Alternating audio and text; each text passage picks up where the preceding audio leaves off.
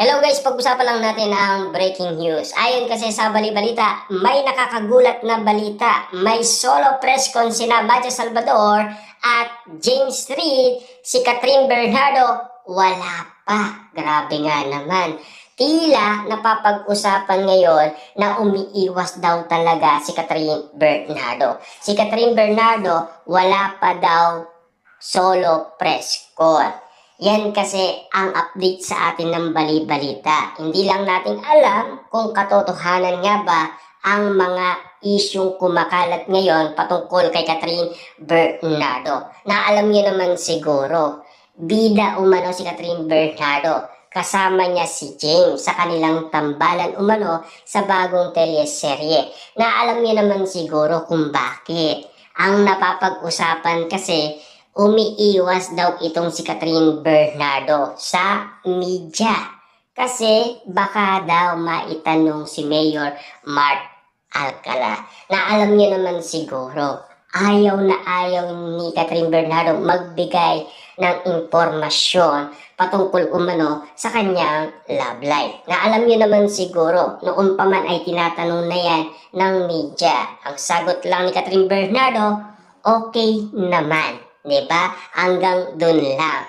Wala pang pag-amin patungkol umano kay Catherine Bernardo at Mayor Mark Alcala patungkol umano sa kanilang relasyon.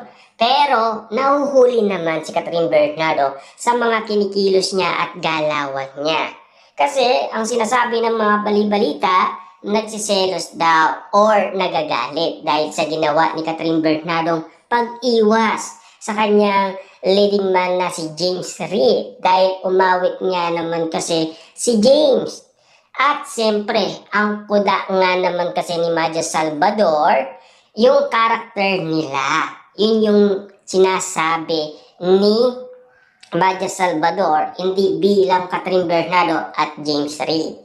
Kaya nga naman kasi ang bali-balita, mukhang may magagalit at mukhang may magseselos. Lalong-lalo na ang napapag-usapan baka daw nasa backstage si Mayor Mark Alcala. Baka daw kasi makita niya.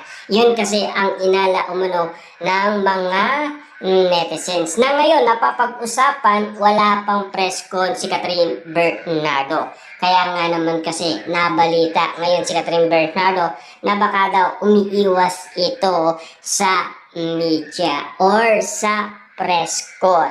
Na baka nga naman kasi maitanong na naman ang tungkol sa kanyang love life.